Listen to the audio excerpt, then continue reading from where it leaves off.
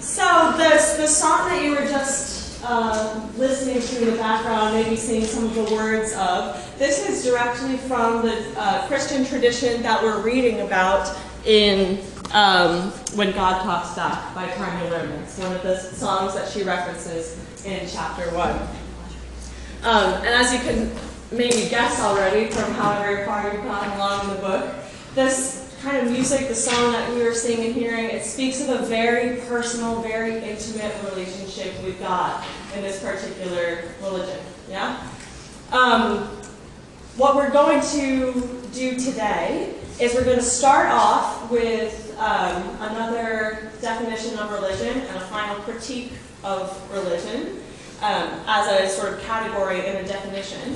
And then we're going to move on into ethnographic reading exercises, how to read an ethnography, and specifically how to read this book. Okay?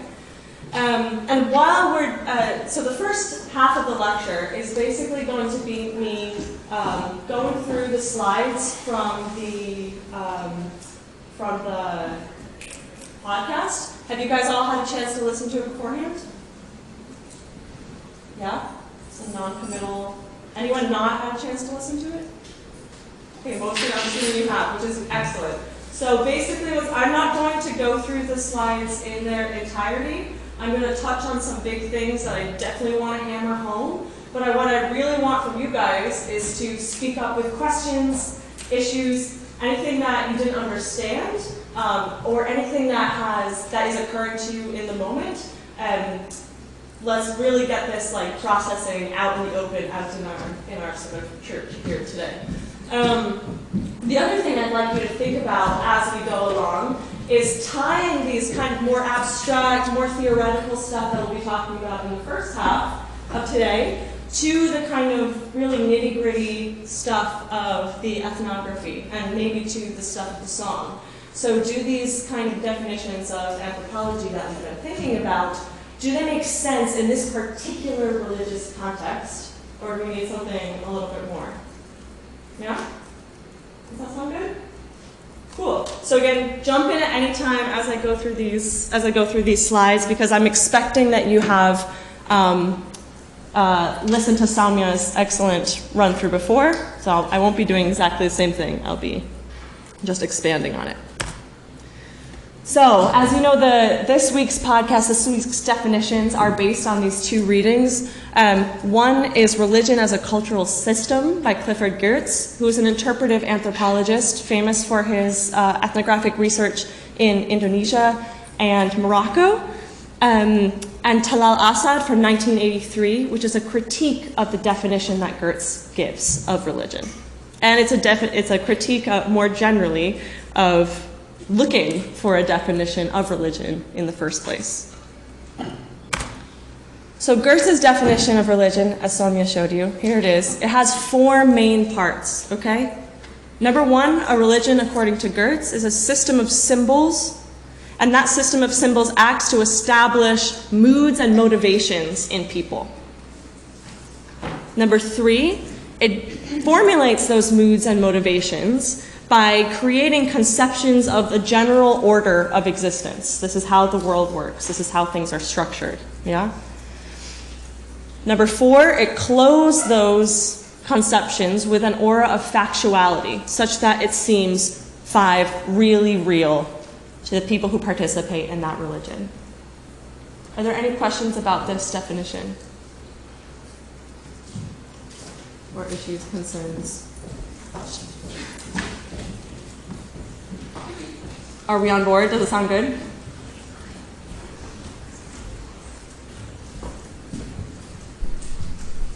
Raise your hand if you agree with this definition, more or less. Raise your hand if you don't. Okay, none of you have any thoughts. Oh yeah, a few people have thoughts. Okay, good, yes. So a few more people not agreeing than agreeing. You can just nod your head yes or no. Is this because you're convinced by Asad's critique, or is this because of some other reasons? Those of you who said you don't believe. Other reasons, you want to share them? I think you can also have religions that are not based around symbols. I think it's more religions that are to do with nature and stuff, go worship, like a symbol, something worship, sort of a general. Yeah, it does. If you remember one of the fake religions from last week, who had the sound, the religion of sound? Where is my temple of sound, people? Are you not here? Okay, or else there was it, you guys were like a virtual community kind of thing? Is that you, or was that someone else? It was whoever was in your seats last week. Who was that? Virtual, yeah, in the back now. Yeah, so there, over there was a kind of, we worship the connections between people or something, right? As opposed to, we worship a cross, we worship a mountain, we worship a tree, we worship a book, right? So good, okay. So one of the reasons we might disagree with this is the number one thing, is a system of symbols. Any reasons we might like this definition as we move forward? Yeah? You can explain some religions.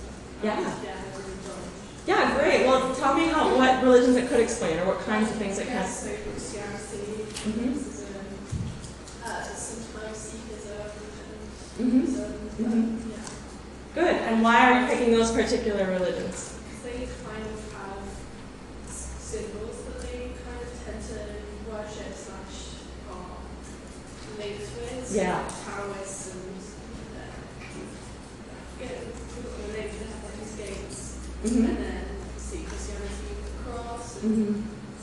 Sikhism with I don't know, simple things, but Mhm. they've got like symbols and so there are things that connect it, but I think there are also other things like Yes. Yeah. Okay. Good. Yeah. And we might also want to think whether in these kind of, especially these world order religions, even Christianity, whether or not the symbols are kind of the main thing, and they very well may be, or whether there's some other kind of thing that's exactly. Yeah. Great. Okay. So in the next couple of slides, kind of break down this definition to get at what Gertz is dealing with. So the symbol at the heart of Gertz's definition is some kind of tangible thing that you can see, that you can touch, and that stands in for something else, that mimics it, right? That represents it.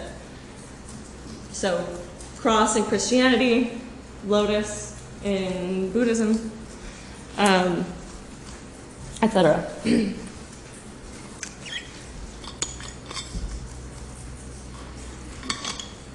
And it's important that for Gertz, these symbols are accessible, that people can access them through their senses, see them, hear them, touch them.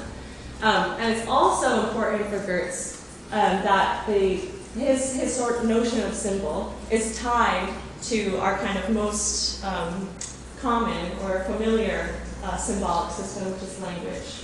Language is a system of signs. And Gertz is kind of in the background here using this metaphor of language and literacy as a kind of metaphor for, or as a model for other systems. Questions, issues? I feel like there's one coming out of your, do you have one? No? Okay, I felt like you're on the brink of something. Okay. Anyone? Questions, issues? Things they want to bring up? Great, lovely. Okay, now Gertz, his definition of religion is really reliant on his definition of culture. Has anyone read Notes on a Balinese Cockfight? Have you been assigned that? Okay, it's one of his classic texts, and in it he takes on the concept of culture, what he thinks culture is. And he draws on Weber, who says that culture is, anyone know? Culture is a system of meanings, a giant collection of literally everything.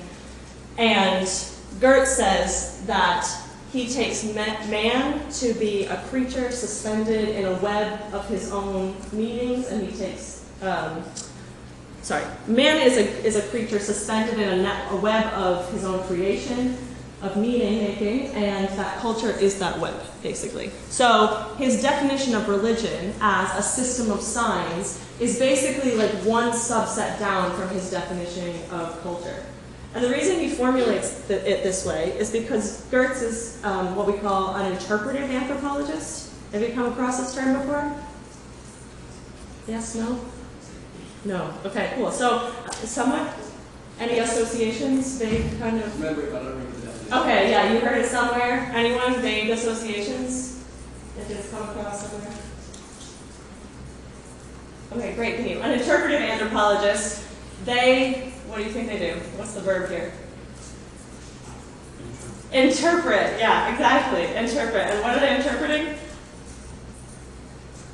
Culture, exactly. And the act of interpreting is one of finding meaning in something, right? Kind of like translation. So, what Gertz says about culture is that we're never quite, especially as anthropologists, we're not exactly encountering things as they are. Instead, we're interpreting interpretations. So he thinks of culture as a kind of text that we as anthropologists read over the shoulder of natives, whoever they may be, a native of a church, a native from the islands, whatever. Okay? So all that we're getting, always, all the time, are interpretations of interpretations. This is what the testing thing has to be? Must be, yeah. Let's wait 10 seconds before we Great. Okay. Good. Where was I? Right. So, Gertz is thinking of culture already as a system of systems that needs interpretation. And the anthropologist as the person who goes and asks people how they make sense of their world, asks people how they interpret their world, how they interpret their religious symbols, how they interpret their religious lives, right? So he's already working in this particular frame of anthropology that became quite influential, especially in the US, but even so here. And his definition of religion became very, very mainstream and was something that people, anthropologists worked with for a couple of decades, basically before Assad came along. Right, so for him, culture denotes a historically transmitted pattern of meanings expressed in symbolic forms that help people develop attitudes and knowledge about their lives. So you can see how his definition of religion is basically cinching in this a little bit more to talk about moods and attitudes and to focus on particular sets of symbols that denote the really real. And that's also crucial for Gertz. Questions, comments, concerns on the culture concept? Cool. Okay. So this bit is just about it's not enough for a religion to have symbols, right? It's not enough for this to be, for the cross to be there, for the lotus to be there. They have to be connected to each other in some readable way, such that they kind of make sense with each other. And the other important thing is that these systems persist. So for Gertz, you're born into a religion, you learn it, and it persists beyond you. And because you are enculturated into this system, you're able to read these signs and symbols. They become accessible to you. And the signs and symbols of other religions would not be so accessible to you. Yeah? Questions, issues, comments? Yeah? Isn't this quite similar to like Durkheim's idea of religion being like very intertwined with culture? Yes, excellent. Talk that out more. What was Durkheim's definition, broadly speaking, generally speaking? No worries. Anyone remember? You're exactly right. I'm really glad you pulled that out. Anyone remember vaguely what Durkheim's definition of religion was? Or like the end point of it?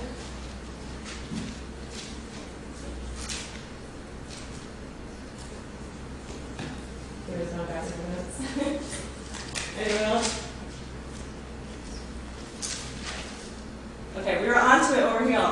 Sorry, what's your name, please? Yeah. Francis. Sorry? Francis. Francis. With Francis's note that Durkheim was interested in religion as a social. Yeah, go ahead. It's a unified system of beliefs and practices related to sacred things. Nice. It's a unified system of beliefs and practices related to a sacred thing. Good. So here we already have we also have two parts of Goethe system, the unified system, right, of sacred objects. So Goethe would call the system, but he would call the object symbols, right? And for Durkheim, crucially, society was the religion. He wasn't interested in belief or like what was beyond. For him, religion was constructed by the way that society worked. And religion was also about building a moral community of right and wrong, good and bad. So those are the two differences between Goethe and Durkheim.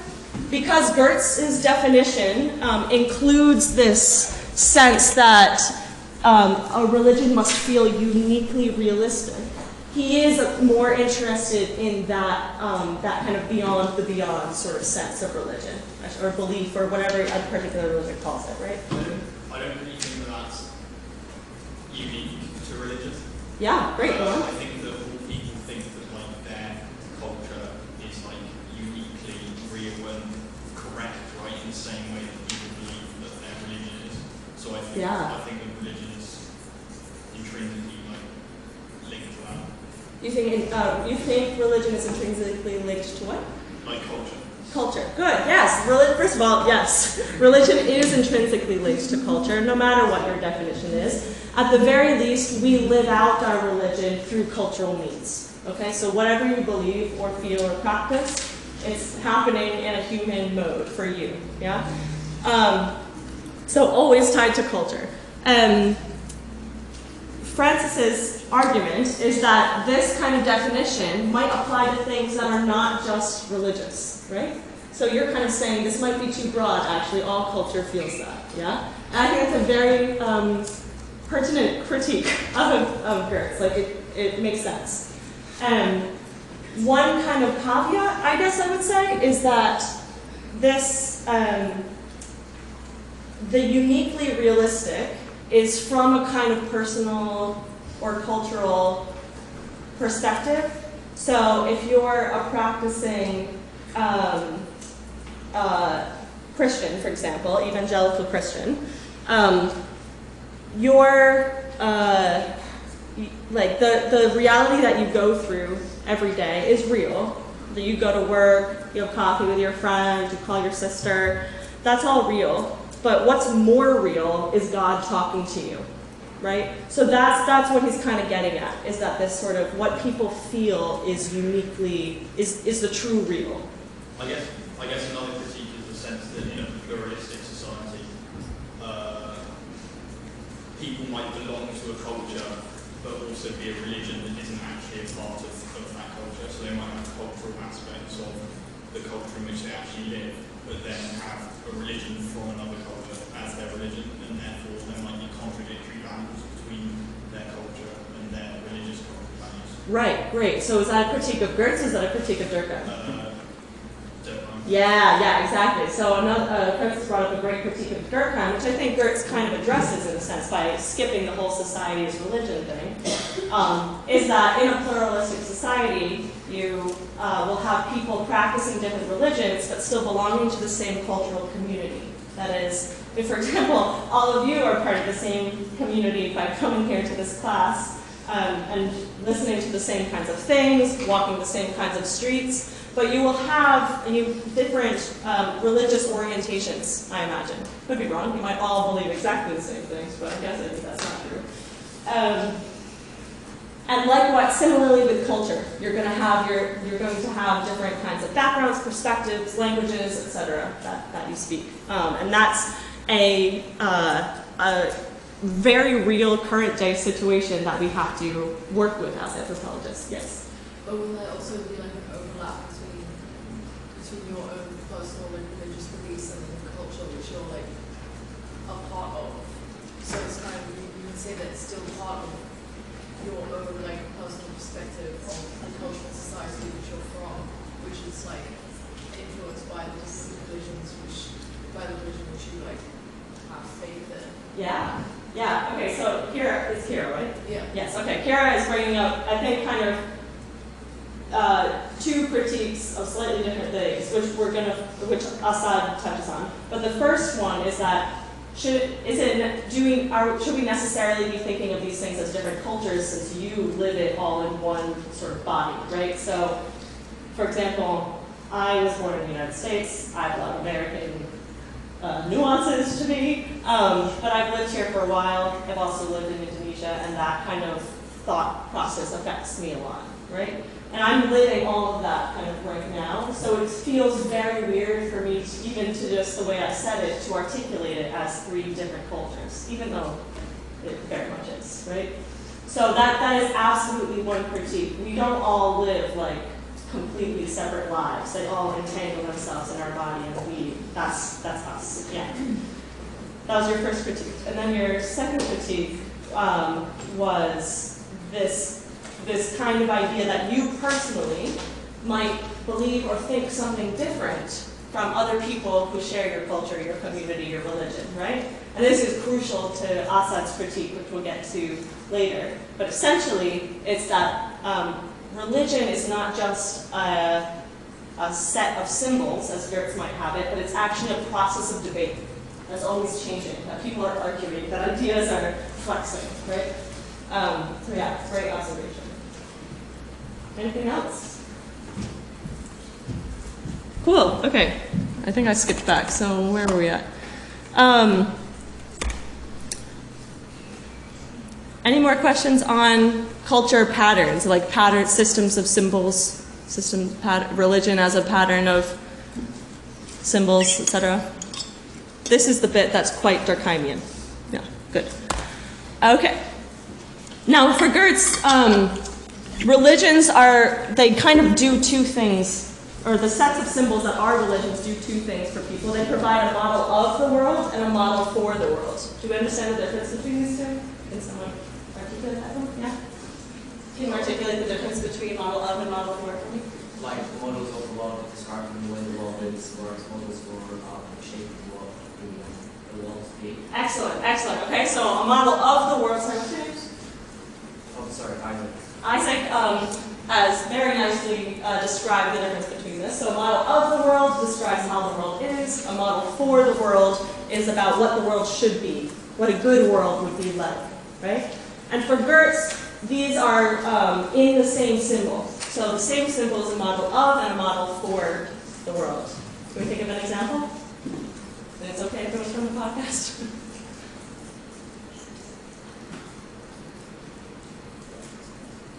Did I hear it? Do anyone think of an example? Yeah? Is this just the is or no? Sorry? Is it just the is or to be? Is it just the is or what? Ought. As in ought to be. Yes, yeah, exactly. That's a great way to keep it in your head. Yes, as the world is and as the world ought to be. And so ought to be is the model for, is the model of. But one example is the cross, right? So on one level, it's a model of the world in the sense that it is a symbol of a historical situation. Jesus was crucified and died. This is for, in this belief system, for our sins. And this is how the world was saved, right? That's the kind of cosmological model of the world. But it's also a model for the world, because it's also supposed to remind Christians that they have been saved and that they should act accordingly. It might be a model for the world in that one of the ways they should act is to sacrifice themselves for others, to practice complete loving kindness, etc., etc. So for Gertz, those kinds of big symbols are supposed to contain both how the world is and how it ought to be. Does that make sense? Yeah? Okay, cool. Let's move on. And the point of all this system of symbols for Gertz is to bring believers or bring participants, religionists, congregants, into certain kinds of moods and give them certain kinds of motivations. Questions on this? Does this make sense? Right, okay, good. So it's certain that you walk into a church or a synagogue or a mosque, the kind of way that the symbolic space is laid out, the particular kinds of signs that might be there, are helping you to, are trying to help create a certain kind of mood, perhaps of reverence, perhaps of joy, perhaps of reflection, etc. And they're also supposed to induce in you particular kinds of motivations. So, I want to act like this, I want to believe this, I want to pursue this, etc. This is all Gertz's definition of ethic, okay? Yeah? This is kind of random, but I wanted to know if it kind of answers the way that we kind of think of it. Do we know if he was religious? What do we know if Gertz was religious or not? Gertz was Jewish. He was raised Jewish. Yeah. He was a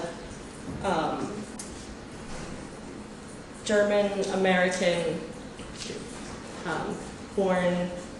He was a young man, or he was in his formative years during World War II, which is a lot of the big generation of American anthropologists, kind of similar background situation. But Gertz worked a lot with Islam. So his kind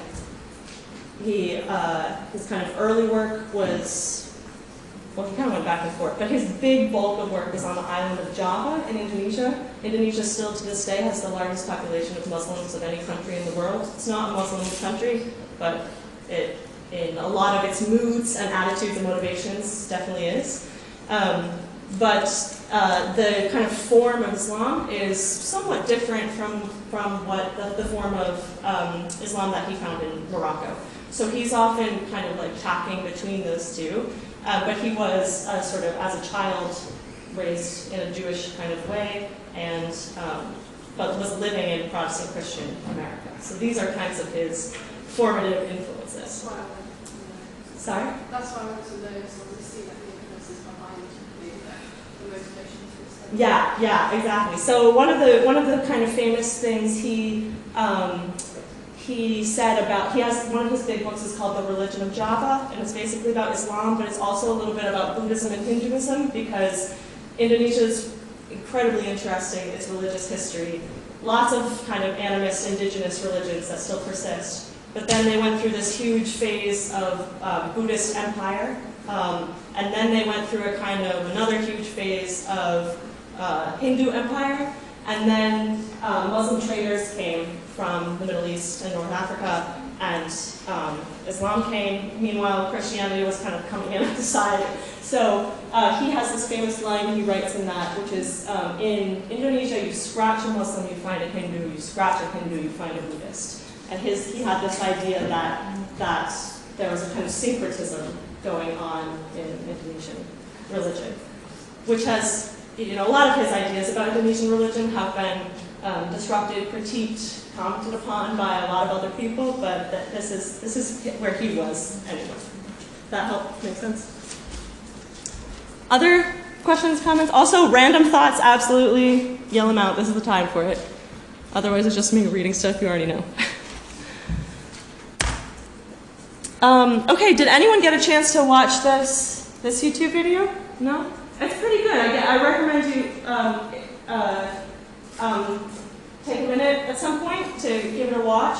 And by pretty good, I mean it's a very clear example of the kinds of things that Gertz is talking about, particularly when he's talking about moods and motivations. Because what the pastor, I guess I'll call him, is trying to do is tell you how to do baptism, but he's teaching you how to cultivate a certain affect in the person being baptized so that they really feel it, so that they feel that the Holy Spirit is really, really there. And he's trying to he's doing that by telling you the particular motivations for each kind of moment. So it's a great kind of example. Give him a second.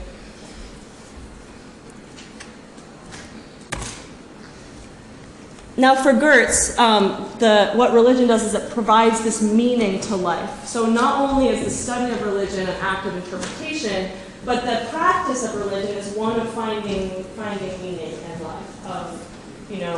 Without this practice, nothing makes sense, nothing is real, nothing matters. Okay? And one of the things that religion has to do, and this has been like a huge debate of theology in the Western world, is deal with the issue of suffering. Why does bad stuff happen? Yeah. And that is a question of making meaning in the world, even when stuff is terrible. And that this particular aspect of it, I think, is one of the things that very clearly comes from a particular kind of Christian tradition, that is the Protestant tradition, in which we have to, we believe that everything is, that God is all good, everything happens for a reason, and yet terrible, terrible stuff happens all the time. Yeah? Other religions, not too concerned with this. We don't think that that God is necessarily all good. We don't think that things need to be explained because bad stuff should happen, right? So I think here's an element where the kind of critique that Assad brings starts to crack through. Yeah? Questions, comments, concerns here? Great.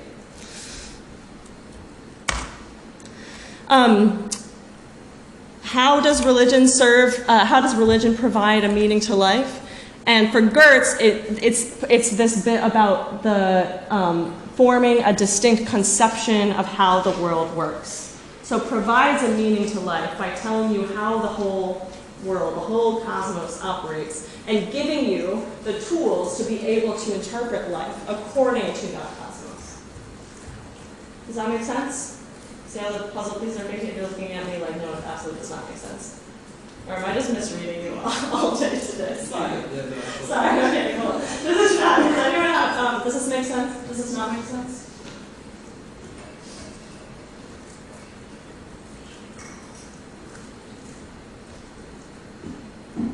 Yeah? No?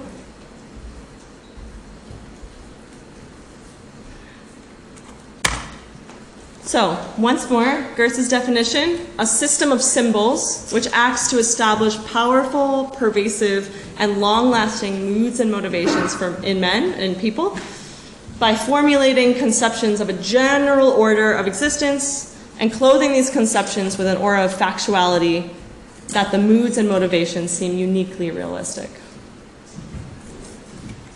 Yeah? Do we understand every element of this? We're good? We're on board? Yeah? Great. Okay. Into Assad's, four things, before we get into Assad, 4 things to remember about Gertz's definition. It's a universal definition. So we already had the critique, I think it was from Francis, but I can't remember anymore, that it's a universal, oh no, it was from up above. It's a universal definition that might not apply to every other religion. Okay, so he's trying to say this is what religion is across the board. Yeah? Every religion works in this way. Every religion has signs and symbols. They all cohere in a system.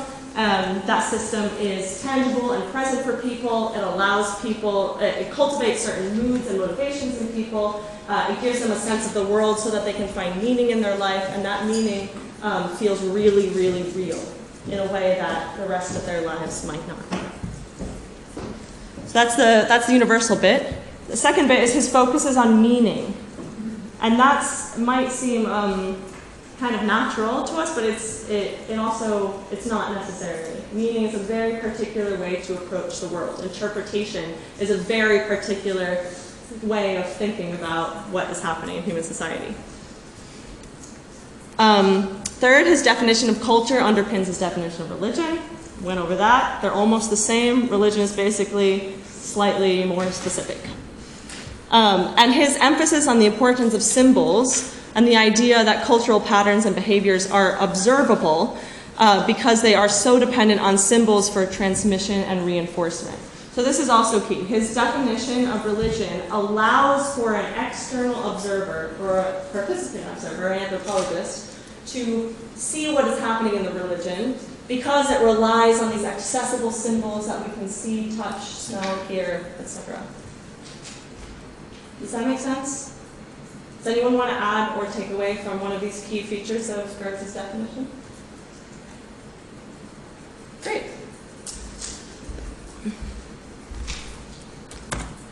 So, Talal Assad.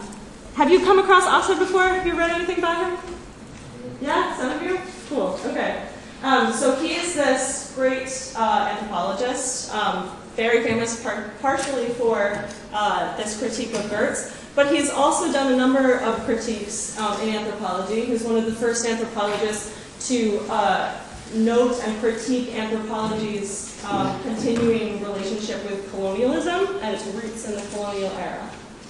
So he's kind of like a disruptor in the anthropological world. He comes along and says, let's look at these assumptions, let's find out where these are coming from, and let's deal with them, possibly approach things a different way. Okay? So he critically examined Gertz's definition of religion on its own terms, and specifically in its historical relationship with Christianity as the kind of norm for scholars of the time.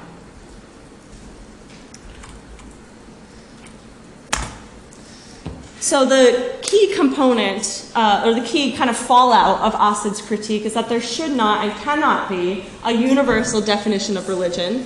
And that's because any given religion has particular practices, and those practices developed over time through particular kinds of real material, economic, historical, theological, conversant, discursive, blah, blah, blah, blah, blah, all kinds of processes. So that when we get to whatever symbols we're talking about, they weren't just given to us as a set. They developed through a long history of debate, essentially. Debates of different kinds, but debate. So Gertz is saying, when Gertz is saying, here's a system of symbols, he's kind of assuming that, that those symbols are already there, and that this historical process hasn't happened. Yeah? Does that make sense? So Asad wants to bring the history back in. He wants to say, how do we get this? Where did this come from? And his second critique was that anthropological definitions of religion were influenced by the Christian tradition, and this is often not articulated or even realized. People often don't recognize that they're being influenced by Christianity. There's been a lot more work on this done since Asad, on the ways that Christian thought and Christian theology has kind of affected the ways that we think about religions around the world, but particularly in our efforts to make kind of universal definitions. And we'll return to this idea gets returned to later. Especially when we're no longer discussing Christianity in our main text. Questions, issues on this? Does this make sense? Do we agree with Asad so far? Yeah? Anyone disagree? Anyone like, nonsense? Throw him out. A blended two? Yeah, talk to me more about that. Because I think that we need to have a preset. There is a universal preset which we need. To have a ritual, to have ceremony. You just have to look at, toddlers when they eat, the primitive behavior of toddlers. That becomes almost like a ritual for them. You take it away, you get really distraught. Okay, good. But where I can understand the idea of it being a process that you get to, and in that process, there are symbol changes, and then you have fun with all of those. I think it's a blend of the two. You can't throw one of them out. Good, okay, great. So, sorry, what's your name? My name is Sarah. Sarah. So Sarah is saying that we actually need a blend of the two, just repeating for everyone here. We need a blend of the two because there might be some kind of hardwired thing in us that desires religion or ritual practice, I think is your example. And we see that even from toddlers, from young children. But that might develop over time to have some kind of system or set thing. So we might want something that allows us to talk about religion universally while also being able to acknowledge the kind of historical process. Yeah? Yeah? Anyone else critique this or that or whatever? Everyone love this? And anyone love this? Anyone like, yes, this is what I need to hear. Yeah? Go on. Yeah, I mean, I like that he acknowledges that it's heavily influenced by Christian tradition, because we do know that the discipline of anthropology has colonial roots, and that is typically tied to like white Christians So I feel like it is very important to realize, well, you might not see it in front of your face that it's influenced by Christianity, but it is. Mhm. So I think it's very important that he acknowledges that. Yeah, good. Is there anything? Mira. Mira. So Mira's saying that one of the great things about Assad's critique is that he acknowledges, he's looking at the kind of, by unpacking the Christian underpinnings of these kind of universal definitions of religion that we've seen so far, he's acknowledging and thinking about and dealing with the practical, historical situation of colonialism and the way it was tied up with European Christian ideas about systems of ideas about what the world should be, models for, right?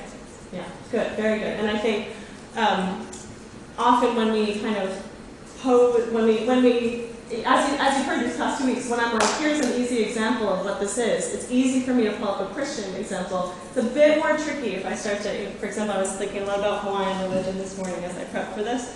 And I was like, it's a little hard for me to say, here's the Hawaiian example of this, here's the Hawaiian, because it doesn't fit as neatly, right? So we can compare them and say, maybe not so universal, but also we can look at the reality of how these things developed and think about how that affected their universal application. Yeah, great. And sorry, the other point I wanted to make to Sarah, in response to Sarah's point, is that this, even if we want to reject all kinds of universal definitions of religion, it's incredibly useful to try. It's always useful, especially in the beginning of a process of trying to understand something, to say, okay, what actually are we talking about when we say religion? And then maybe later, after we've tested this definition, that definition, that definition against a whole bunch of real-life practices, then we might be able to say, okay, out the door with you. But Assad's critique is coming about a century after we started in anthropology to try to understand religion. Yeah? So it's the practice of trying to define something can be incredibly useful for figuring out what we mean by our terms. Anything else on this main critique? Okay, so Assad says, no more universal definitions, get rid of that. Let's just look at real life stuff, especially the historical processes that led us to where we are today. And then he has some specific critiques on the kind of like sub-clauses of Goethe's. So the first one is this idea of what culture is. And his main issue with Goethe is that Goethe's presentation of symbols assumes a kind of stability and does not take into account the social material processes by which they came to be. So, for example, the cross that we've been using as an example for so many of this stuff is not, that did not appear initially as the most central Christian symbol. Does anyone know what did? What was in early Christianity, what was the kind of main symbol? Huh? The fish, yeah, exactly. And why was that? Because of the miracle of the fish, and for the marriage of Jesus. Yes, yeah. Because of the miracle of the fish, and because of the metaphor too of Jesus being a fisher of men, right? Of bringing people to him. This is the kind of central thing.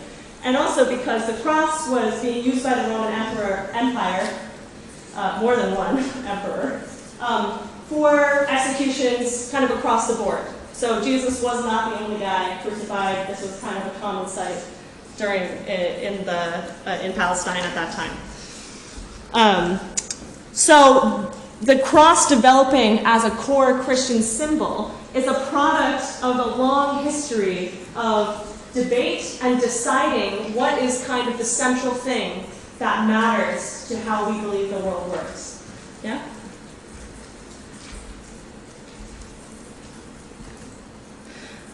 And this last point, his specific critique here, this connection between a particular style of life, and what we mean here is the moods and motivations, the way you act according to the symbol, that actually needs ethnographic attention. We need to actually ask, are people behaving the way that their symbols are supposed to make them behave? And if they're not, then it doesn't matter. Should our definition of religion require that those symbols evoke certain moods and motivations? Right? So the key point here is that Assad is constantly like, okay, back to reality. What are we talking about when it comes to real people?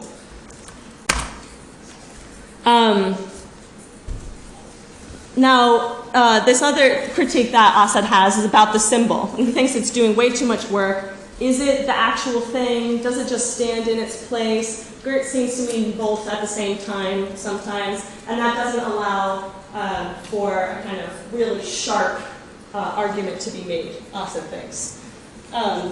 Again, the history thing. Symbols might be important, but how did they get that way? And how do we account for variations? How do we account for the fact that sometimes a certain symbol for certain practitioners of a religion means so much, causes them to cry, or causes them to go into a trance, or causes them to dance or scream, right?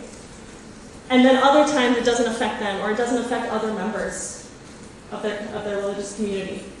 How can we explain that? If the symbol is supposed to be doing all of this work, or if the structure of symbols is supposed to be creating these kinds of moods and motivations, why isn't it doing it all the time? And if it's not doing it all the time, but we're still calling it religion, then why is this in our definition of religion? Does that make sense? Anyone have questions about that?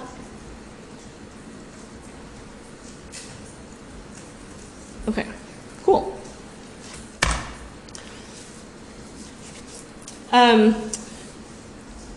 His critique of the dispositions and moods thing. For Gertz, what was really important about religion is that it made you feel a certain way and made you act a certain way, or made you want to act a certain way, right? And Assad says, okay, but it also makes you do a lot of other stuff. And it also comes about because of a lot of other stuff. So it makes you dress in a certain way, or it makes you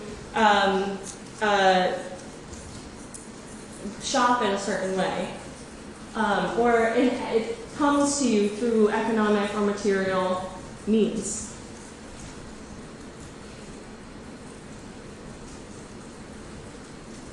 And finally, this idea we were talking about where the model of and the model for in a symbol need to be kind of one and the same. Assad says, why? Why can't we have some symbols that are sort of models of how the world is, and other symbols that are models for how it should be within a religion? Yeah? So Assad is basically picking apart every strand of Gertz's argument and saying, how does this relate to real life, real religions? Where are the problems here? And he's constantly having in his mind the historical realities of the discipline of anthropology and various religions as they emerge. Yeah? So is that saying that all religious symbols are both models for and of our bodies? Gertz is saying that the most potent ones, and that the overall system is going to be doing both. Yeah. And I think so. That's the real answer. What Gertz is actually trying to say. But I think what Gertz is actually saying is closer to a yes for your question, in that Assad is saying, it sounds, Gertz, like you're saying every symbol needs to be both. And at least we need to clarify that. And it gets back to the earlier point, back on the symbols slide, of how symbols is just doing too much work for Gertz. Symbols, they stand in for ideas, they bring together a community, they make you feel a certain way, they tell you what the world is. It's just, they're literally everything, right? And they're that way because Gertz has a particular understanding, a particular model of how the world is, which is a system of symbols and meanings. That's why he's picturing it that way. But Assad is saying, no, too much. Doesn't make sense. Pull it apart. Does that answer your question? Yes. I didn't agree with the critique that Gertz doesn't leave any space for like explanation of how they change over time. Great. Because I guess Gertz's definition is sort of Durkheimian, and Durkheim's not really an empiricist. Right. And Durkheim doesn't really leave any explanation of like how things develop over time, just that they are, and therefore they continue to reinforce themselves. Yes. And so I don't really think that that's important as a critique, but just because a symbol's changed from what it means in the past, or the symbol itself has changed, or a new symbol comes to mean the same thing as a symbol, an old symbol, it's still symbols representing them. So I don't think it's really an important critique. Yeah, great. Okay, so we have an argument here that Austin's critique is not entirely valid because it doesn't matter how symbols came to be if they're affecting people now in this religion. More or less what you're saying? Yeah. So good, yes. I think Gertz would probably say that too, which is that we can ask people what they're feeling. We can make a snapshot. It might be fake, but we can it might be a little bit. We can draw the frame around it and understand what's happening here in this kind of window, knowing kind of on the sidelines that it came that way because of a long historical process. Yeah, good. I think another critique you started with, which is that Assad is kind of glossing over a big picture of what Gertz was doing, which is actually he was understanding the historical processes. So if you look at Gertz, and at this one, I think that first argument I just articulated, I think I could take either side on, but this second one, if you look at Gertz's ethnography, a lot of it is history. For example, he has a great, he's talking about Balinese Hinduism, and he has this whole history of the Balinese revolution against encroaching colonization, basically, and these kind of like mass sacrifices that people, or like suicides, basically, that people would do together. As a way to understand, as a way to explain the kind of centrality of spectacle and performance in Balinese Hinduism. So he does actually, in his ethnography, have a certain kind of sense for how things developed. But Assad, in this critique, is particularly looking at this definition, which had been, and still sometimes is, taken up kind of wholesale, kind of uncritically by other anthropologists to say, I'm going to talk about this as religion because it fits these categories of Gertz. Or I'm going to say this is not religion because it doesn't fit the symbols thing. Does that make sense? Yeah. Yeah. So you actually can hold that critique. Yeah. I don't agree with Gertz's definition, but I just don't agree with that. With that particular critique.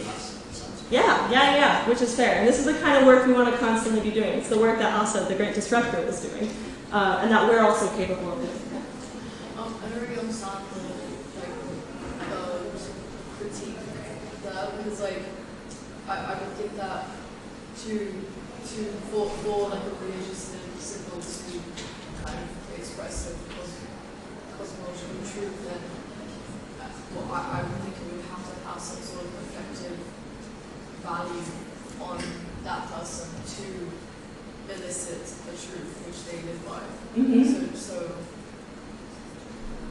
I don't know if this is what it's saying, but it's just like there's just like an intertwining of the causing of moods and the expression of truth. Is there an intertwining? Are you asking, does Gertz think that does Assad think Gertz thinks? I don't know. Is there an intertwining? Of like truth and mood. Okay, so sorry. Are you asking, is Assad critiquing Gertz's idea that a symbol creates moods, or are you asking, is Assad critiquing Gertz's idea that every symbol is a model, more or less every symbol is a model of our moral code? Does that make sense? Or neither. I don't know. I'm confused. No, I'm asking, like, is it talking about the connection between cosmological truths and moods? Is Gertz asking that? Is Gertz? No, as in like this specific critique. Oh, no. This critique is not about the connection between cosmological truths and moods. This critique is about the use of symbols as being both. That is both a model of and a model for. Oh, okay. Yeah, that's what this critique is about. Okay. You may very well want to critique, it sounds like you don't actually, but someone may want to critique the idea that a symbol could create a particular kind of mood, right? Or that in creating a particular kind of mood, it is therefore expressing a particular truth about the cosmos. Sounds like you don't want to critique that. Fair enough. Someone else might want to critique that. That's a claim, right? Is all I'm saying. But that's not what this particular critique is about. This critique is about conflating different powers of symbols in one and the same time. So his basic standpoint in this critique is that symbols exist, sure, they might be powerful sometimes, but we should be thinking specifically about how it's powerful when, to whom, rather than saying this is the inherent power of a symbol. Does that make sense? Yeah. I just thought that Gertz was also saying that, but he wasn't saying that. In his definition itself, he's not saying that.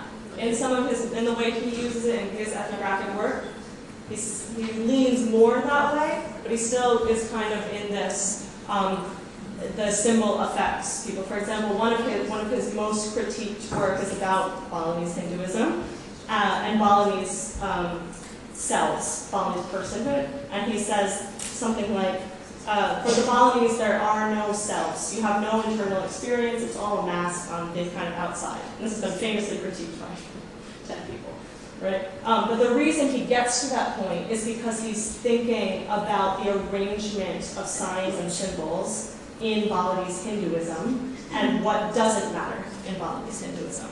And what doesn't matter, he thinks, is like, a creed, a kind of, we believe in this, this, and this. What doesn't matter is a sort of internal kind of, inside my heart I feel this way. What matters is your communal kind of extroverted devotional practices more in the Balinese Hinduism he was seeing at the time he was doing his fieldwork. So there are aspects where this kind of there are aspects of his work where the connection between, where the universal kind of static notion of symbols that comes out in his definition is at odds with his kind of historical work of digging up what actually kind of happened to get him there. And it's certainly at odds with Asad's critique, which is that we always need to be paying attention to historical material processes, and we never should take something kind of as it is right now, because it doesn't exist that way. And also, it says, why should they be one and the same thing? Yeah.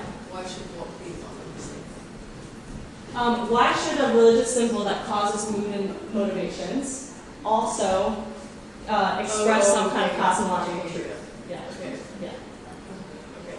So let me try to think of.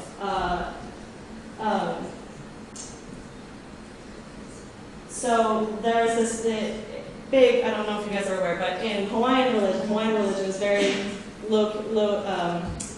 centered on the land of Hawaii. Yeah? And there is a sacred mountain, Mauna Kea, which probably almost 10 years ago now, the World Organization of Astrophysicists wanted to build a telescope on. And then this blew up into this giant thing because it's the darkest place on the planet. It's the best place to watch the stars. It's also the sacred mountain. And the mountain is the home of Pele. It doesn't symbolize a cosmological truth about how the world is, unless you do some kind of somersaults and say well, it kind of does because it tells us that the world is inhabited by the Akua, the gods. But it's not really there for that. It's more, people have a relationship with the mountain because it's the home of the deity, right? So, and why should it have to do both? And why should it have to do both all the time? Because also Hawaiians will just drive up and take a picture and not necessarily feel. But then that kind of symbol of that mountain, Yeah. someone may kind of use that symbol as a way to interpret their life. So Yes. it shapes their their world. Oh yeah. So Asad's critique isn't they are not the same thing. It's just that why do they have to always be the same thing? Okay. Or similarly, I know a little bit too much about.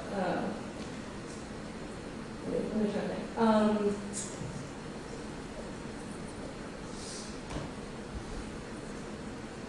I'm trying to think of an example of Christianity, but that would also fit this. But spending time with nuns has led me to know a little bit too much about the cosmological symbolism of all of these things.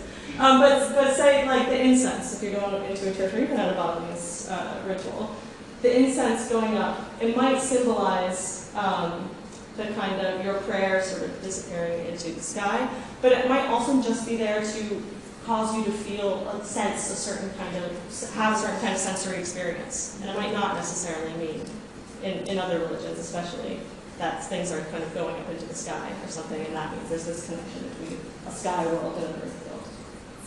So I'm sort of on the edge of making sense because I'm just making things up a little bit. No, I understand what you're saying, but I feel like I'm finding it hard to like separate the two, because I feel like I find so many connections between that, like if a symbol has a meaning, Yeah. you use that meaning to interpret the world. Mm-hmm. So I don't know, I just feel like the affective value of symbols is like intertwined with like your own truths. Yes, okay.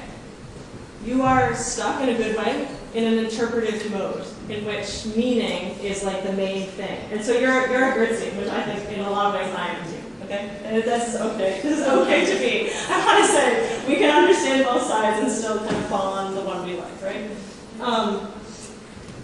Let me have a think about more examples and we can talk in office hours. But I think one key component for Gertz, a symbol has to have a meaning.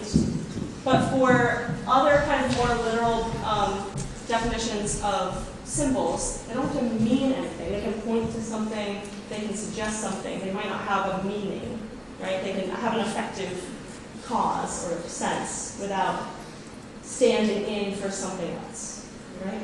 But if you're thinking of symbol as having meaning, as Gertz is, then yeah, you can't escape that stuff. So Asad's trying to pull it apart. He's trying to say it's not about meaning, always. More or less? Yes. We can keep talking about it though. Yeah? I just wanted to add one thing to see if maybe this helps understand. Because the way that I'm thinking about this is not about meaning, it seems like it's about pulling apart whether or not a symbol is always going to cause a mood or motivation. Yeah. So that's the other part of it Because too. the way that I think about a symbol is that the definition of a symbol is something that conveys meaning. Mm-hmm. So to me, that seems counterintuitive that a symbol will not convey meaning. But I might view a symbol, understand its meaning, and not be moved to some sort of lasting mood that's going to cause me to be motivated to do something. And also, it might express cosmological truths, or it might not. It might express things to me that I can perceive as non-truths or anti-truth, things that are a lie.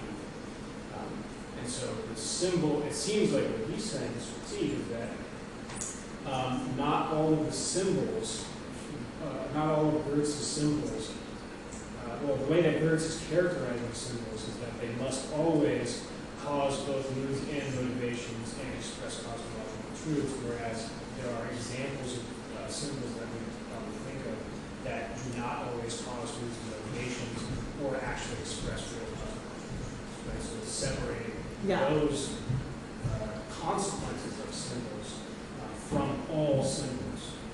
Yes. Yes. That's definitely what this critique is about. With one slight caveat, Gertz isn't saying all symbols do this. He's saying it's a particular feature of religious symbols. Yes, which I think you meant, but I just want to clarify that for you. Yes, and so in Gertz's model, if you took it literally, religious symbols would affect you kind of more or less no matter what, so long as you belong to that religious community and you those symbols are accessible and readable to you, right? But you might have had the experience of,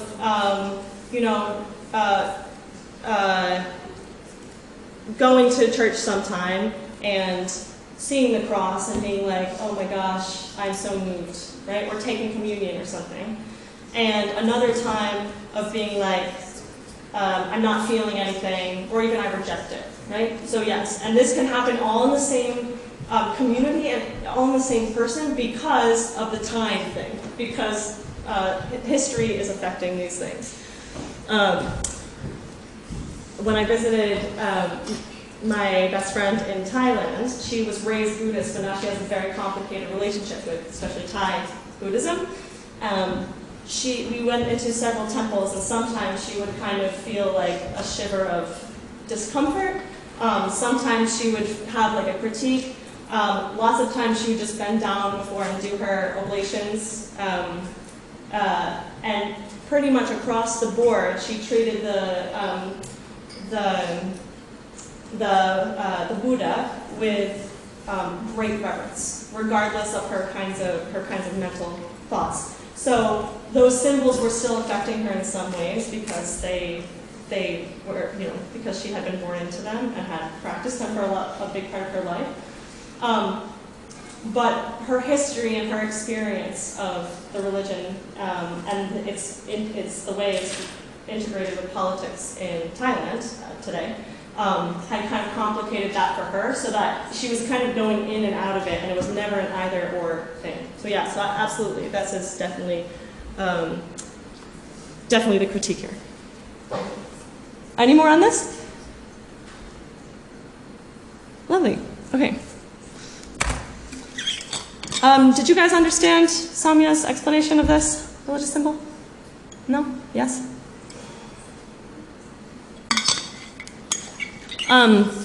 This is just another symbol, another example of symbols that express a model of the world and a model for the world. So it's a kind of interlocking sense of male energy that triangle's pointing up, and female energy, triangle's pointing down, that blossoms out towards the world, but also looks like a lotus flower that you might find in the world. So if you find, so if you're out, if you're within this particular aspect of Hinduism, and you encounter a lotus, you might be reminded of this divine symbol, which becomes a model of the world and also a model for how it can become.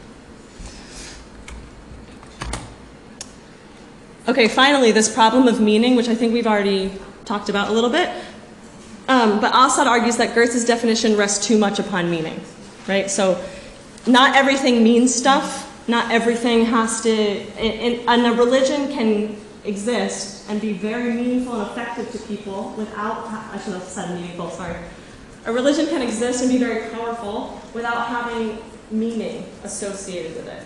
People do religion in all kinds of ways for all kinds of reasons. And this sense that everything has a place in the world and that we do religion in order to find meaning in our lives, this is very much part of the kind of Protestant Christian tradition that might not exist so much for a lot of other religions around the world. Yeah? I just really don't understand how it cannot have meaning. Okay. That's it. That's it. yeah. How can something not have meaning? Yeah, like most people extract meaning from it either way. Yeah, like even if it's like not very significant meaning, it's still like I don't know. I don't think that someone does something like completely aimlessly. Yeah. I don't think that's exactly what they're saying. Yeah. Retort. I'm Response. curious. I agree with that. My question is, does Assad have some sort of example that's used to convey this point of criticism? Because I can't think of anything that aligns with that. Yeah, I think for Assad, he's thinking about religious practice. So you might do religion and not attribute meaning to it in the moment that you're doing it. Okay, For example. So he's talking about a subjective experience of being in the moment, not about the structure of the religion outside of the person. He's kind of talking about both. And the answer to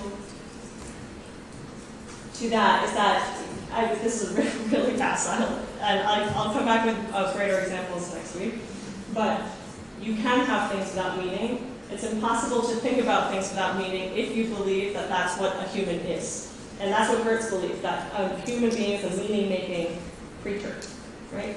So if that's your assumption about human nature, then that's what you're going to get. And it's not necessarily wrong. But there's another way to think about it, which is that we're not extracting meaning. So I'm going back to the fake religions last time, right? So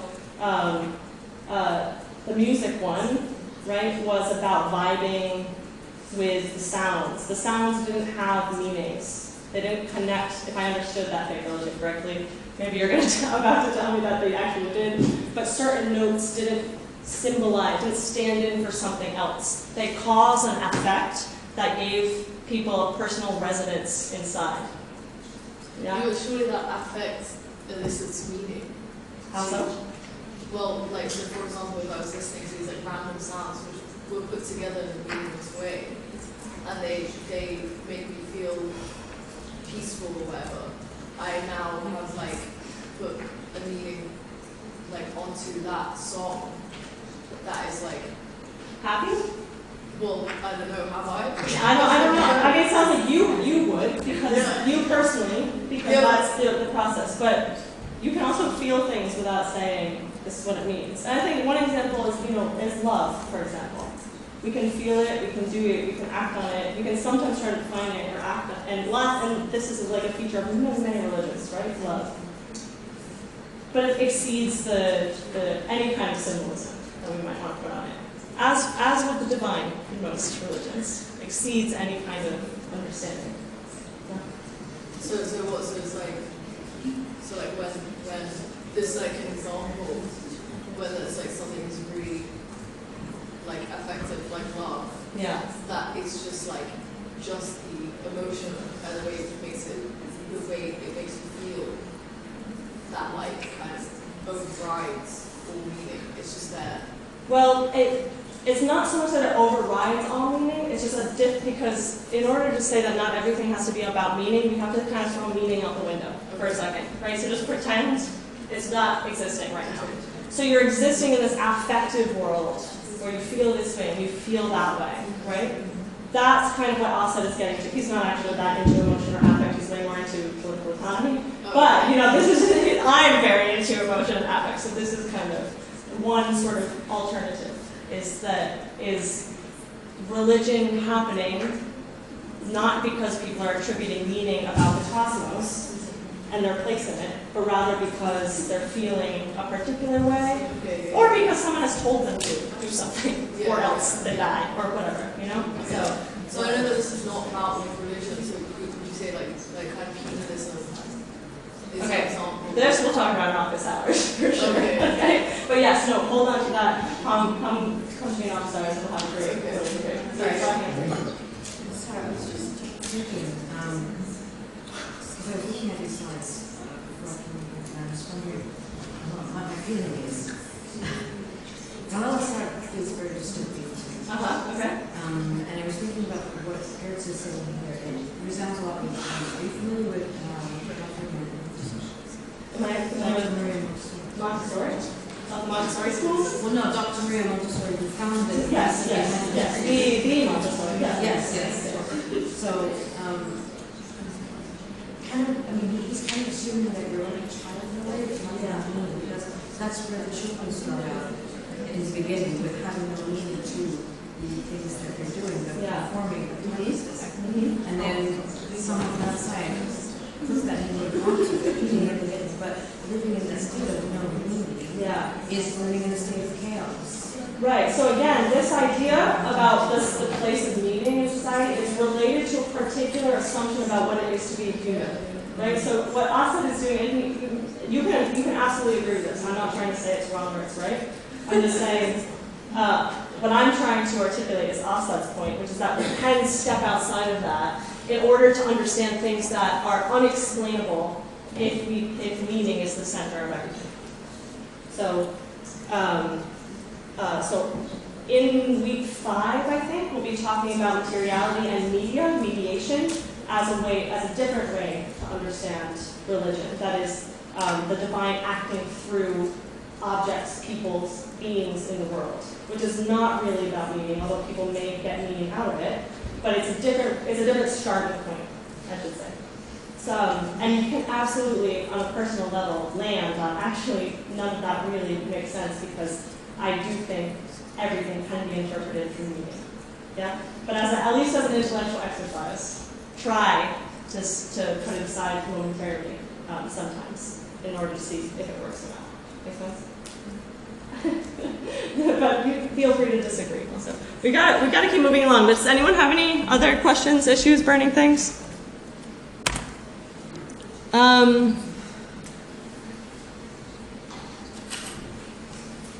Okay. Anyone have any questions about this? Different definition of a symbol? Cool, because I really want to get to the reading, but let's get to Osid's argument first. And that Osid's argument is that religious symbols, whatever they are intimately linked to social life. And so they change with social life. As social life changes, so do the symbols. So we can't approach them as static objects. We've got to look at how they integrate with social life. And he says they usually support some kind of dominant power, but sometimes they're directly against it. Sometimes they're subverting it. And either way, he's asking us to look at religious symbols' relationship to power and social life. Social disciplines are intrinsic to the field in which religious representations acquire their force and their truthfulness. This is like what he means here is the discipline of religious practice, right? The way you're the social things that you can and cannot do are intrinsic. The practice for him is intrinsic to which symbols gain force and which kind of fall by the wayside.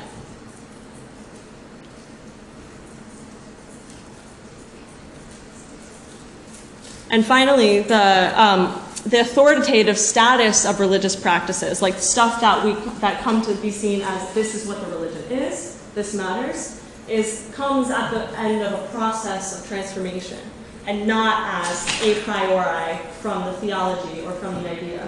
And in fact, the theology itself is obviously not in all religions. So Osid's main point, again, is that we should start from actual lived realities and build from there, rather than define what religion should be universally and then make things fit our categories. Yeah? So that's what he wants to do. He wants to throw out all of the definitions, Tyler, Durkheim, Gertz, there's a few more, and he wants to start from the ground up. And more or less, this is what anthropologists of religion do today, except when they're trying to do bigger comparative projects. Yeah? Yeah? So it's sort of like shifting the process of arriving at definition to inductive. Yes. Yes, exactly. So rather than deducing what religion is from first principles, we're going to induce it from actual lived reality. And that is definitely what Tanya Lerman is doing. Okay. More questions? Critiques? Issues?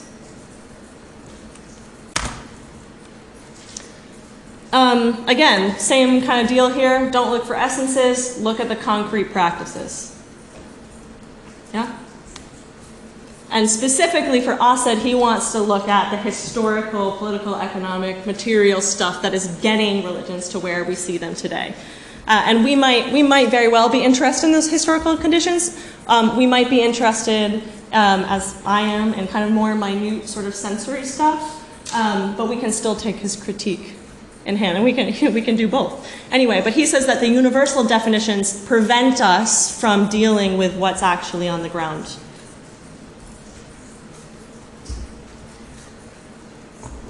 Questions, comments?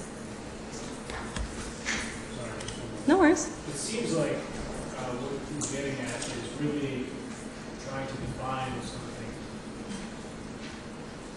that is what religion actually is in practice rather than what it aims to be.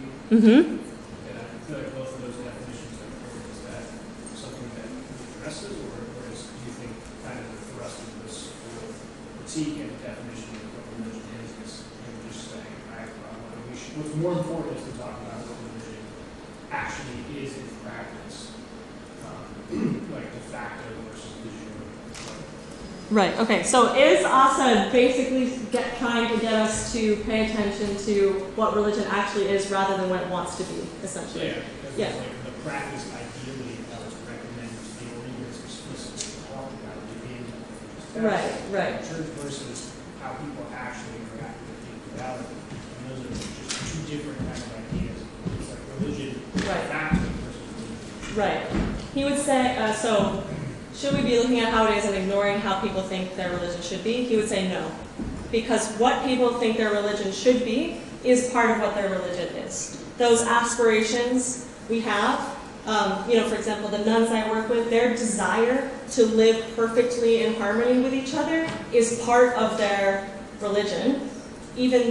And also their everyday reality of like, you were supposed to fold the laundry, well, you were supposed to fold the laundry, I was too busy giving communion to the old people, so-and-so stole the pig, like that's also part of their religion because they live their religion. So no, for Assad, all of that is the reality. What's not the reality is Gertz or Durkheim saying this is what religion is. So wouldn't that be both essences and concrete practices?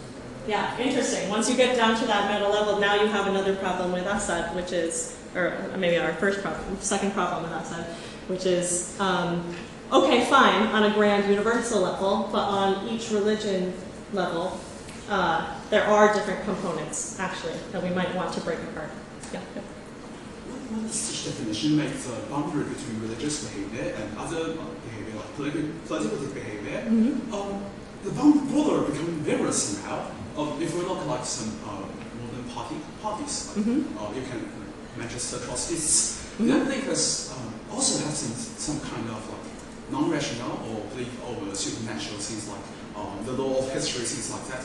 All that such things also become as somehow religious, while the religious groups like churches or like the one we are reading about, like how the democracy likes Jesus, things like that.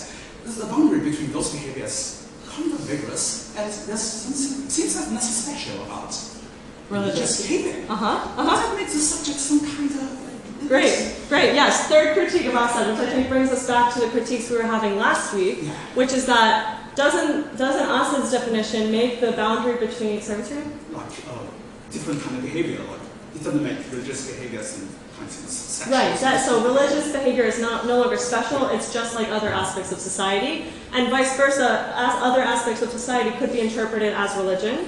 And I would add something to your critique, which is that now it becomes difficult to call things that are not calling themselves religion, which might not be a problem, but might also be a problem sometimes. And it requires us to treat everything that calls itself religion as religion, which we might be fine most all the time, might not be fine all the time.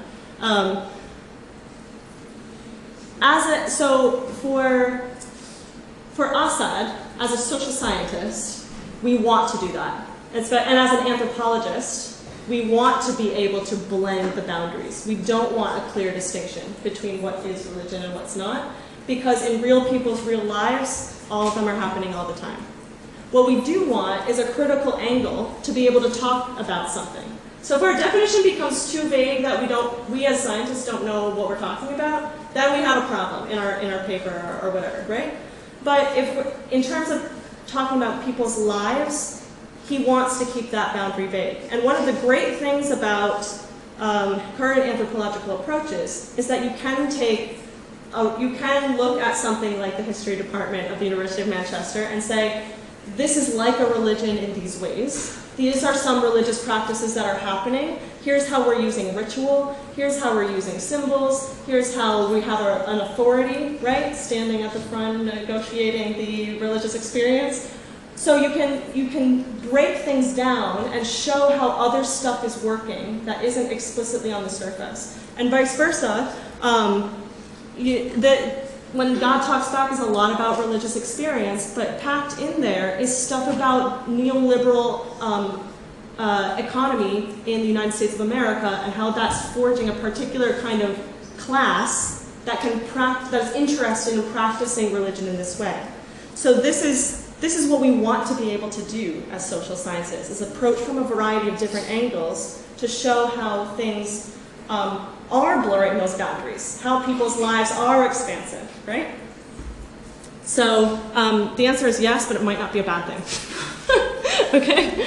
Other questions, concerns? Yes, Amir? I feel like that's where it kind of gets complicated because personally, I believe that if a group of people doesn't consider their behavior or what they're doing as religion, then it shouldn't be considered religion even in the eyes of anthropologists. Which is what I believe. I remember last week there was a certain group that like were yeah, exactly, and they were like, oh, like is that what we're doing? Yeah. And that's where I think like autonomy is very important in the sense where, well, who gets to decide what a religion is? Is it the group themselves, or can outsiders consider it a religion when the group themselves don't consider it a religion? Yeah. That's one thing that kind of confuses me, is who gets to dictate Yes. if that's a religion or not, because also maybe for them it's just a way of life rather than it being religion. Yeah. So, similar answer here. Asad would definitely side with you in that if you don't call yourself a religion, you're not a religion. To a certain extent, he would say. Because, first of all, the word religion has a particular, if we're talking about social histories, has a particular root in Latin that means a particular thing, right? It has developed. In different languages, this kind of means different things. So, for example, in Indonesia, the way that the nation developed, it developed to separate what it calls custom from what it calls religion. So religion can only be 6 things. It can only be Islam, Catholicism, Protestantism, Hinduism, Buddhism, or what they call Confucianism, which is basically a bunch of Chinese religions matched under one philosophical head. A lot of people practice what anthropologists might have used to call indigenous religion. Trees have spirit, like where I was, they have owners. Spirits inhabit them. They affect the day-to-day life. There are rituals that you do. There's a religious expert. Like it fits all these categories. And if we treat it as a religion, then we're able, as political anthropologists, as political actors, to say this indigenous religion should stand on the same playing field as Catholicism, for example. So if we're going to get mad about that church being destroyed or demolished, we should also get mad about someone building a telescope on this mountain, even though they don't call it religion in their everyday lives, right? So there might be political moments in which we might want to be able to say, even though they don't call it religion, it has a lot of the same elements, right? And then there might also be most moments where we want to say, okay, you don't call it religion, we're going to do something else with it, right? But this is a great question to constantly be asking. Make sense? Yeah. Cool. Okay. All right, so that's all it for these slides. Any final questions, concerns, issues on any of this? Okay. Then what I'd like to do, yes? What was the question that you said we should always be asking? Oh, sorry. Great. Which Mira's question. Which was Mira? Do you want to announce it again? Yeah, my main question was about whether, like, how do you define whether something is a religion or not? Because what if a certain group doesn't consider it religion, but then an anthropologist can come in and say, like, okay, based off of these criteria or like these definitions, this is a religion. Like, to what extent does a group have its own like right and autonomy to like avoid certain categorization? Yeah, so the question is who gets to decide how we're interpreting something, especially in this case in our class as a religion. Okay, thank you. You're welcome. Thank Mira. Okay. Okay. What I'd like to do for, I was going to do it for a lot longer, but let's just do it for like 5 minutes. That's a little too short. Let's do 7 minutes. Does everyone have the PDF or some version of When God Talks Back on them? Okay. We're going to read for 7 minutes, and I want you to try, from wherever you are in the book right now, and I want you to try to read 7 pages in 7 minutes. Okay? We're going to work on speed and understanding. Make sense? Questions, comments, concerns? Okay, well, let's go.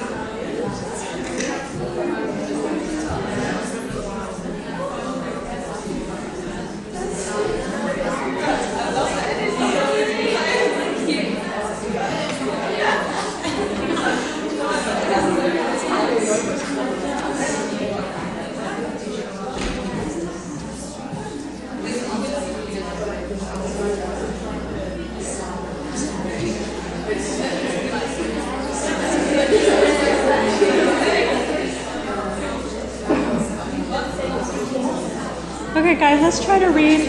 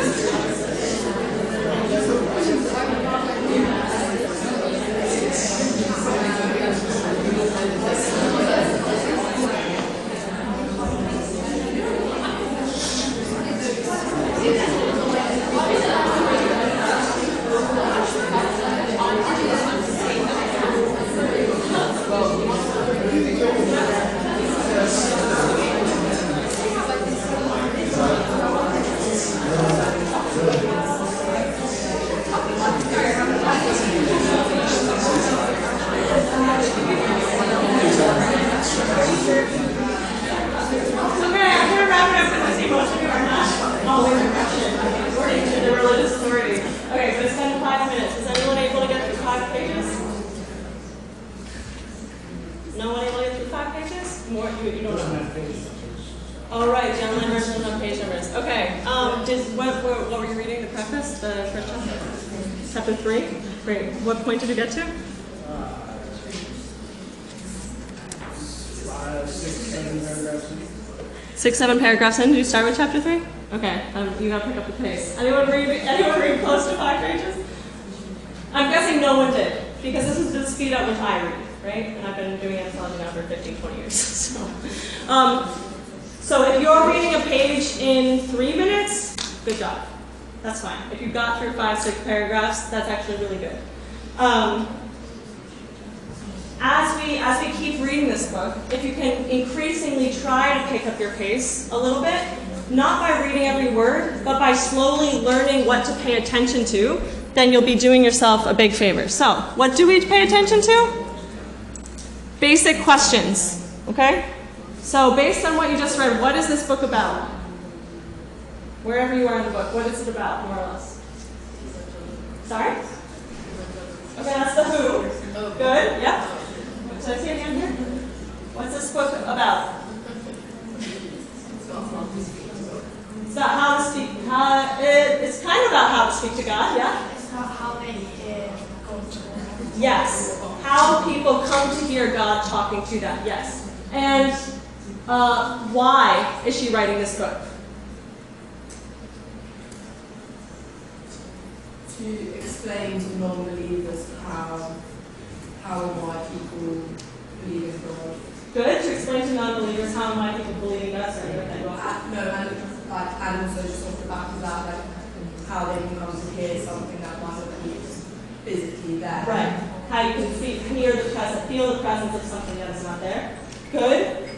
Yes. What is her motivation? Why does she want to do that? She is a non-believer. Okay, good. So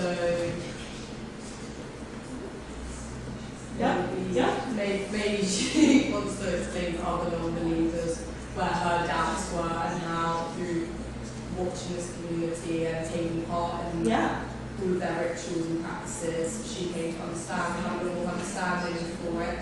And because in a lot of previous scholars have just been like, if you're educated and logical, you'll know God is intelligent. And she wanted to disprove that and say that logical, educated people can believe in God. Great, yes. So she wants to write this book for 2 reasons. One, to answer her own question based on her own life.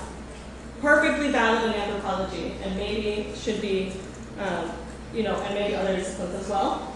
And also to counter a popular belief in the academic literature, which is, and in sort of society more broadly, that to believe in God is to be non-modern, non-secular, irrational. Right? So the why question is a personal and scholarly motivation. It can take lots of different forms, but if you're looking for the answer to this, it's often in those I sentences. I grew up like this. I went like this. And it might also follow from Gert said this, Asa said this, they're both wrong because, and that's what I'm here to tell you today, right? Those are the whys there when you're reading through. Those are things to look out for. Okay, who? Once again? Evangelical Christians. Where? Where? The Vineyard Church is who, actually? Yeah? But the where is, they're actually called the Vineyard. Sorry? Where is this book set? Sorry? Chicago? She goes to Chicago at one point, yes. But America and the Vineyard is in California. So she's mostly in California because she's a professor at Stanford, so she's just like, well, I'm in California. But yeah, she's in Chicago at one point. When? More or less? When is this book, when is her research happening? Great, late 2000s, exactly, good. So contemporary time period, this is not happening in medieval Christianity. And how? How did she come to this answer? What are her methods? What did she do? She takes part in the different Bible groups and church services. Yes, participant observation for, I think she says, over 2 years, 3 years, can't remember. And that specifically for her meant taking part in these house Bible groups and going to services, etc. Yeah? When you're reading a book like this, it's really useful to have a document. I'm going to put this on Blackboard. You can copy it for literally everything you read. Just type it in. Get that who, what, where, those journalist questions. Get it in there because when you start an essay, when you're introducing a new ethnography, I want to see these things. I want you to introduce them for me. In Tanya Lerman's book about evangelical Christians in the United States of America in the late 2000s, she argues that people come to hear God through X, Y, and Z because she wants to fight this popular belief that people who hear God are crazy, and she does this through a mixture of participant observation, blah, blah, blah. Yeah? And that tells me exactly what I need to know for you to go on and say whatever you want to say. Everyone's wrong because religion definitely has meaning all the time. Every person is religious because it's built into our biology from children. Religion needs to have a strict category, right? If these are the arguments you want to make and you're basing it on ethnography, these are the questions you have to pick. Now for this particular book, there's these key terms: faith, uncertainty, fundamentalist, evangelical. And you'll want to know for this book, you'll want to know not what they mean in general, but what Tanya Lerman means by them, based on her research with evangelical Christians in America. Right? So we're not so much interested in what uncertainty means generally. We're interested in what its place is in this book. And as you're reading other things, you'll come across other words, so you would just sub that out with whatever seems to be important. And then you would try to figure out what the author means by those things. This area called underpinnings are the building blocks of her argument. Right? So I put them in there for you. We'll talk about that more in future weeks. And then the main aim of the book would be her overall argument, which is essentially the what question. Okay? So I'm going to put this structure up for you to assist you in reading, but it's also something for you to just take along. And we're going to keep doing, I might do the reading exercise first next time so that we have plenty of time to do it. So please come along with whatever form of copy you have. A couple of housekeeping notes. A lot of stuff can be found on Blackboard. There's a lot of stuff up there. If you send me an email and you don't get a response from me, it's probably because it's there and you can find it, and I'm annoyed at you. I'm not really annoyed at you, but that's fine. You can figure it out. And the second thing is that I will be taking the tutorials this week. So I will see you all tomorrow, I think. And we're gonna be doing more of this stuff, going over these key terms, asking the questions. We're going to treat it like a book club. So come ready to talk about whatever you want to talk about, and we'll do that way. And there's this employability thing on Wednesday if you want to go to that. And here are my details for my office hours. See you all next week.